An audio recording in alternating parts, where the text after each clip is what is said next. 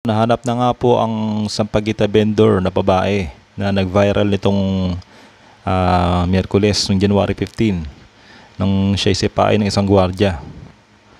Nahanap na nga po ng social media influencer at mayamang entrepreneur na si Rosmar Tan, ang batang nag-viral na binansagan bilang sampagita girl. Sa kanyang Facebook post, pinahagi ng negosyante na nakita niya na ito agad at siya ay nagbigay ng tulong pinansyal sa babae. Sabi niya, para sa sampagita girl, mag-aral kang mabuti at tapusin ang pag-aaral. Huwag ka na magtinda ng sampagita sa mga bawal na lugar para walang problema, sabi ni Rosmar. Dagdag pa niya, magsimula ka na lang mag-business sa labas ng bahay niyo.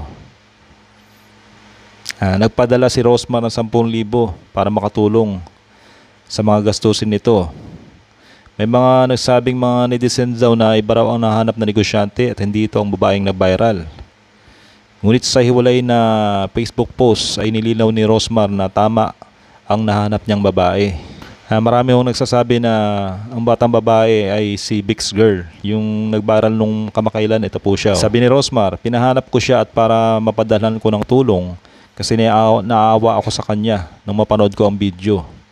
Parehas silang may mali, knowing na bawal magtinda doon pero nagtitinda pa rin siya. Ginawa lang ng guard ang trabaho niya. Yun lang mali pa rin na sinipa at sinira ang paninda. Si Jenny ay nag-aaral bilang first year medtech. Sinabi rin niya na isa lang pala ang uniform ng sampagita girl. Kaya ginagamit nito ang kanyang uniform noong senior high. Naka-video call nga daw niya ito at nakita niya nga ang frame na nakasabit sa bahay nila. Nag-aaral talaga siya, sabi ni Rosmar. Sabi pa ni Rosmar, magtinda ka na lang ng inihaw o skincare sa labas ng bahay nyo. God bless sa'yo, Jenny. Jenny ang pangalan nung nag-viral. At marami pong netizen ang sabi na ang nag-viral na video no na babae ay kamukha nitong si sampagita girl, yung nagmumura po. Hindi po siya yan, bali magkaiba pong tao yan. Ang pangalan po ng sampagita girl ay si Jenny na taga Sitio Mendez, Barangay Baysa, Quezon City. Yan po. Pinapahanap din po ni Rosmar ang security guard na na nakaaway nung batang babae. Mabalak din yata tulungan ni Rosmar. Yan, mabuhay ka po, Rosmar.